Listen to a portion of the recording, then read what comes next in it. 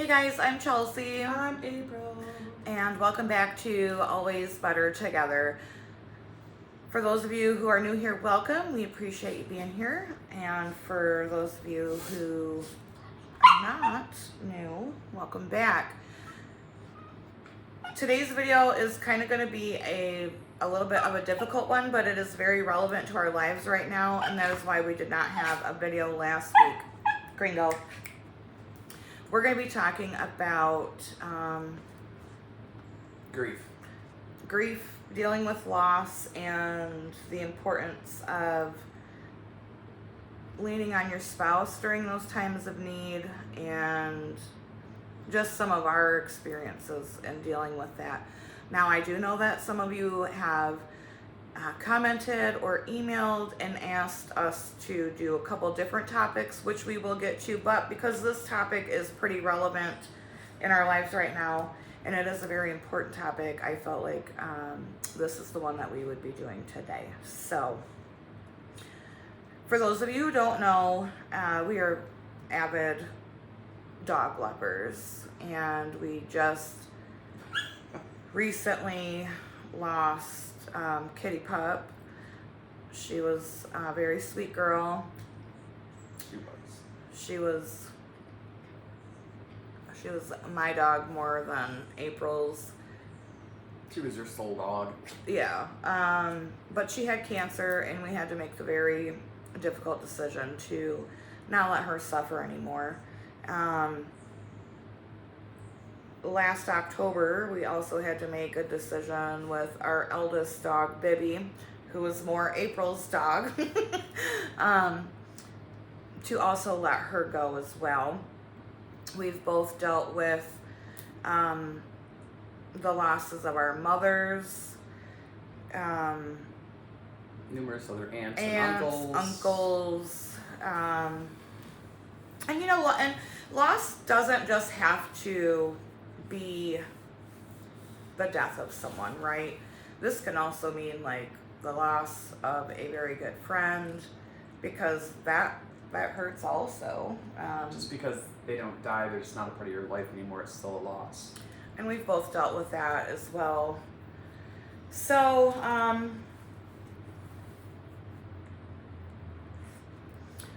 what do you have to say on the subject? Really the biggest thing for me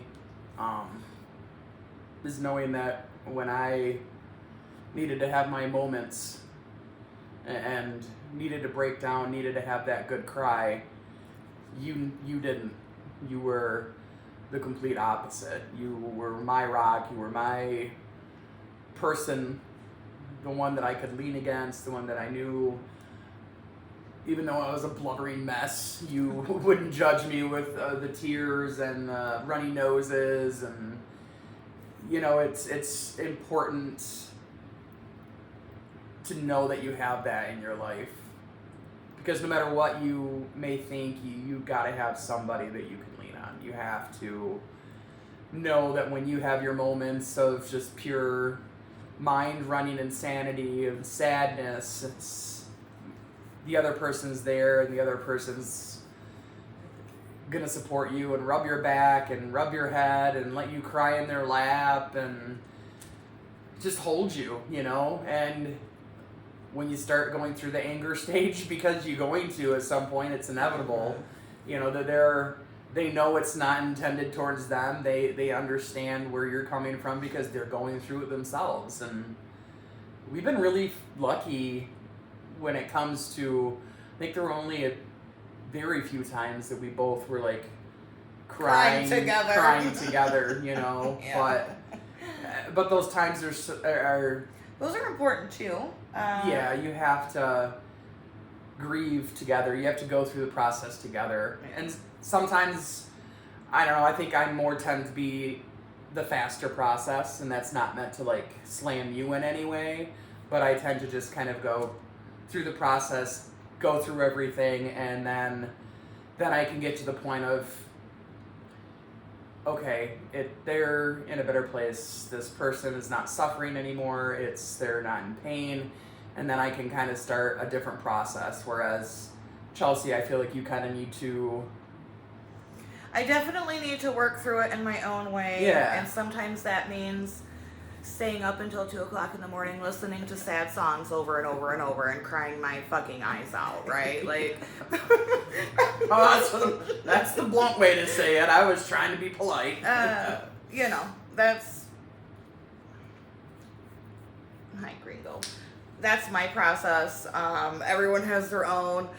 And there's no, You know. there's, sorry to interrupt you, but there's like, what I don't think a lot of people really get is there's no wrong way to go through the process. It's just important that you go through your own process, no matter what that may be, you know? That's how I feel about it. Yeah, and I kind of like flip flop between like the stages of grief.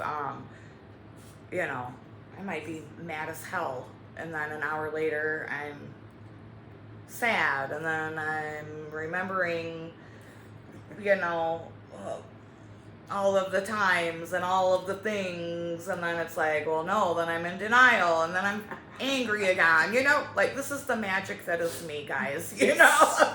So true. So true. And you know, so like with her mom, for example, we knew she was going to pass. Mom was in the hospital for 8 months. 8 months, and it was a very long Drawn process. out process. So we kind of had time to work through it prematurely, if that makes any sense. The difference, I guess the difference in, we'll just take your mother passing versus my mother passing, was we knew it was going to happen with my mom. It was kind of an expected thing, so we had that time to go through and say your goodbyes, as terrible as it is, and be able to go through the sadness of seeing this is the last time I'm going to see this person. This is the last Christmas I'm going to see this. This is the last this. You're going to get that process to be able to slowly start saying goodbye, if there's any way you could slowly say goodbye to. Well, because we were at the hospital literally all day, every day for those first 6 months. I mean, it was the first like 4 weeks. It was all day, every day. My company that I was with at the time was great. Just take the time you need, and then it just got to the point where. And this is, I mean, I guess it's going to sound terrible, but you can't just sit there all day, every day. Your life has to move in some way, shape, or form, even though it's a millimeter a day forward. You still have to move on, because it's not fair to. I mean, the kids were still living at home with us then. It wasn't fair to them to just keep, you know what I'm saying, not moving forward and not being the people that we were, because going through the grieving process is hard. Mm-hmm. Whereas with your mom, we weren't expecting it. We had no clue. It was totally unexpected. My mom. Yeah. We found my mom laying in her bed, and she was passed away. You know, I hadn't heard from her all day, which was not normal. No. And I just, you know, you have that feeling like something is not jiving. Like, the vibe is not vibing. And so I told April, I'm like, we have, like, you know, we've got to drive over there. And, I remember. Well, I know what you're going to say. Oh, I'm just going to say it, because this is we deal with things in humor. This is just, it works for us. It may not work for a lot of other people. But I literally said before I go up, I'm like, April, stay here. And I said, I swear to God, if she's not dead, I'm going to kill her myself. Well, you know. Oh. I go up and, well, you know. She was not alive. Yeah, that was. And it was very tragic. It was very, shock. It, like, still. Yeah. I've never experienced that, so that was finding anybody laying there gone. I've never experienced that, so that was like a whole new thing. And then just the look of having to turn around and tell Chelsea after I mean, tried to feel for a pulse, and there was nothing, you know. And I knew at that moment I had to turn around and tell the love of my life, yes, your mom is gone, you know. Like, I already knew it, but, you know, you just kind of, like, need someone to shake you and be like, listen. Yeah. And then, you know, she laid in bed for hours and hours, and I just sat there and didn't really know what the hell to do. And, I mean, obviously April called 911 immediately, but the whole process was a whole lot.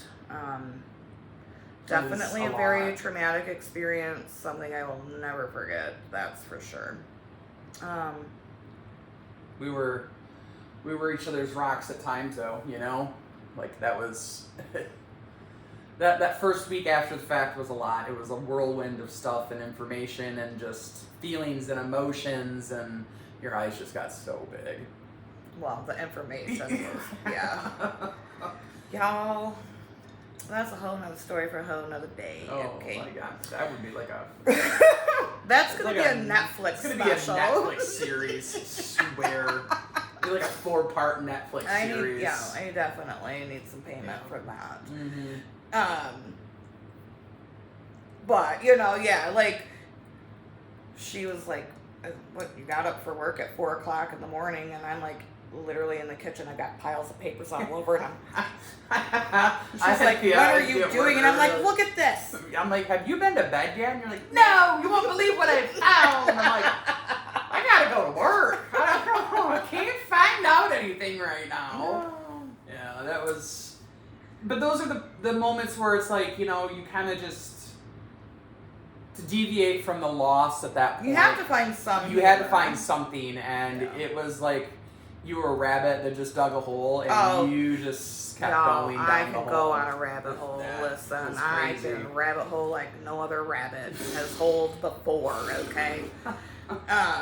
So yeah, that's kind of our deal with the loss of our parents. Both of our fathers died when we were much younger. Now, your dad's death was very sudden. But let's maybe talk about loss of people who are still alive, because I think that's important.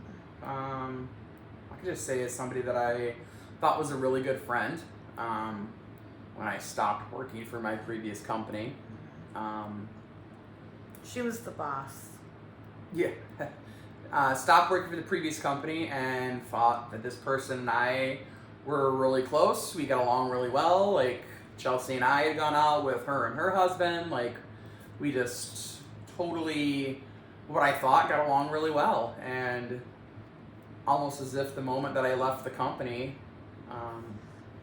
I was no longer anything. And that really kind of like shocked me. I was more shocked and hurt by anything, because it's like, you serious? For 13 years, like, I knew you, I watched your daughter grow up, you know, it was a part of your life. I married her and her husband, you know, and it was like, and she married Chelsea and I, and it was just, that was hard for me, because it was a different grieving process of like, somebody you thought you knew, somebody you thought that you could really count on as a friend and always be there for you, and that was not the case. Come to find out that it was, for me, that's how my feelings are on it, was I was just a means to information and being in the know at the workplace. And I think that was a really hard reality for me to swallow. Yeah, I totally think she used you for, because you were the boss. Yeah. For information and, you know, the good schedule. Even though I didn't write them 90% of the time, but yeah. I, on the other hand, so here's the thing about me. I am a very, genuinely, a wonderful, kind-hearted person. I will do anything for anyone. But once you cross me, and there, you know, there's a line where enough is enough. I have no problem admitting my faults. Well, I got a shit ton of them, okay? No, you don't. I have no problem admitting my faults, admitting when I'm wrong, saying I'm sorry. But if that is not reciprocated in relationships in my life, listen, I have no problems burning bridges because I'm a really good swimmer. And you're so catty sometimes. I love you. I love you too. But it's true. Like, so I have lost many friends during just the time that her and I have been married. People who I thought were going to be in my life forever. And yep, both of us shared our lives, like right down to, you know, the good, the bad, and the ugly of who we are as people. You know, just like literally shared everything. But like I said, there comes a point when enough is enough. Yeah, and like I said, that's just the person I am. I will do anything for anyone, but there's a point where I'm just like, enough is enough. I'm done with you. I can't do this anymore. And I'm not like the one that, not like an abusive relationship. You know what I mean? Like, I'm done with you. Oh, we're going to get back together. I'm done with you. We're going to, no, when I'm done. Revolving door. When I'm done, I'm done. Yeah. And, you know, I know that's got to be kind of hard for some of the people that I've lost in my life, because I'm sure that no one's ever done that to them.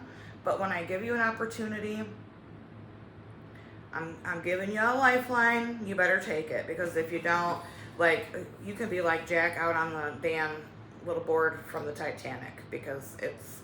I love you, Rose. Yeah, well... I'll never let go. Yeah, well, I'm letting go. Sorry. Like, I will always... I'm serious. You know, I'll always love you, and Yeah. I wish nothing... I won't have any ill will, but I just cannot be a part of your life. I'm not here for that. So, yeah. That's why I think... this is me transitioning into... This is why I think it's so hard when you lose a pet. Because pets don't let you down emotionally. If anything, pets are there for you emotionally to, like, literally cry on. Like, I can't tell you how many times I've, like, before Chelsea and I got together, cuddled up with Bib and cried on her black fur all over my face. You know, I mean, when we had to decide to make that horrible decision to put Bib down, I curled up with Kitty Pup and snuggled with her, and she'd just sit there and lick the tears off my cheeks. Like, I mean, that's the thing with a pet, and even with cats. Like, they know when you're sad, they sense that, and they're there for you emotionally and physically, and that's why it's so hard, because all they want to do is give you love. All a dog or a cat wants to, well, I mean, most cats. I would make a horrible pet, because, listen, if I'm done, I'm done. And no, it's... You wouldn't crap in the litter box, you'd crap on the floor. I'd crap on your pillow. Yeah. You'd call me Amber Heard. I'd be shitting on your bed, honey. We are kind of messed up with how we literally have to do things with humor. Like, it's just... Humor's important. We definitely have that in our relationship. If you're not lying or laughing, you're going to be crying. You know what I mean? I'd rather laugh. Yeah, for sure. Much rather laugh. Yeah, so I don't know, this is kind of like a hard subject. Because it's just been a week. Yeah. Just over a week for us having to put Kitty Pup down, and that was... I literally laid on the floor and bawled my eyes out, wailing. We knew something was wrong. We knew we were going to have to make a decision. We thought the best thing to do was to go to the vet and see if maybe there was something that we were missing. Maybe we were missing something. I mean, we literally tried different dog food. We tried getting anything you could think of that this dog would eat. She just wouldn't eat, and finally just got to the point where you could see every bone in her spine, every rib, every bone in her butt, and... Well, I mean, we knew she had cancer, but we didn't know it was... how bad it was. And I know it's going to be easier for me to talk about it, so that's why I'm talking about it. So we go to the vet, and they're like, let's at least get some blood work. Let's do a couple other things. We're going to take her back. You guys can... Well, it'll probably be about 45 minutes to an hour. Okay. I literally had left work early. We left the veterinary to go grab a sub real quick, and they call me while I'm at the vet. Now, mind you, literally it was 10 minutes after we left. Like, we want to do a MRI on her, because they wanted to do an X-ray, and you can call me horrible. $1,000. You could call me horrible, but it was $1,000 for an X-ray we because just didn't have that kind of money on us right No. then. So I was like, no, but we could do the MRI. So 45 minutes goes by. We're already back at the vet waiting. Another 15 minutes goes by. Another 15 minutes goes by. So now it's an hour and a half, and I'm like, We were there all day. I'm like, my God, what is going on? They're like, well, we're just gonna run another test. So finally, we get back into the room with Kitty Pup, and the vet comes in, and you could just see this look on her face. It's the look that you're not wanting to get, and it was at that point in time when she said that the cancer has spread. It is metastasized, and it is now going throughout her entire body. I think we both immediately just started crying, because we weren't expecting it. I thought she was gonna come home with us. I thought she was too, but when they kept saying they want to run another test, my mind immediately went to, this probably isn't going to be a good outcome. But that was I think one of the few times we both literally, in all of our loss that we've had, both were crying at the same time, like crying to the point of literally just tears flowing. Nobody could console each other at that point, because both of us were holding on to the dog, holding on to Kitty Pup at that point. So that was, we're going to give you a few minutes, and we both had already talked weeks before this that if that was really what the case was, that we knew what we had to do, because it wasn't fair to her, and we didn't want to see her suffer, and we knew she was in some kind of capacity suffering and in pain. So we made So the moral of the story is, it's important for you to have your spouse to lean on, for them to be your... You just cut me right off. Yeah, I don't want to cry on camera, so I'm done talking about it. Okay. It's important for you and your spouse or your partner, whatever, to be there for each other, to be their soft place to fall, and it really does truly strengthen your relationship. It's something that is extremely hard to get through no matter what the situation is, but you do come out stronger on the other side. And there are two main things I want y'all to take away from this video. Is number one, I just got squirreled because I heard something outside. Sorry. Number one, you will get through it. You will be stronger. And number two, you're always better together. So, That's a slide right in there. thanks. You like that? Safe. You like that? Yeah. All right, guys. This video is a lot She's longer. gonna go cry off camera now. A lot longer than I thought it was going to be. Mm-hmm. Thanks for listening, and hopefully you guys got a couple chuckles out of it as well. Oh, I'm sure they did. And, so thanks guys for being here. I still haven't figured out a freaking tagline to end the videos One with. job. And we'll see you next week, y'all. So One job. Figure out what we're supposed to I've got more than one job, okay? Listen. Make some dinner. I would gladly do that for you right now. Oh, all right, guys. Say goodnight, April. Good night, April! Bye.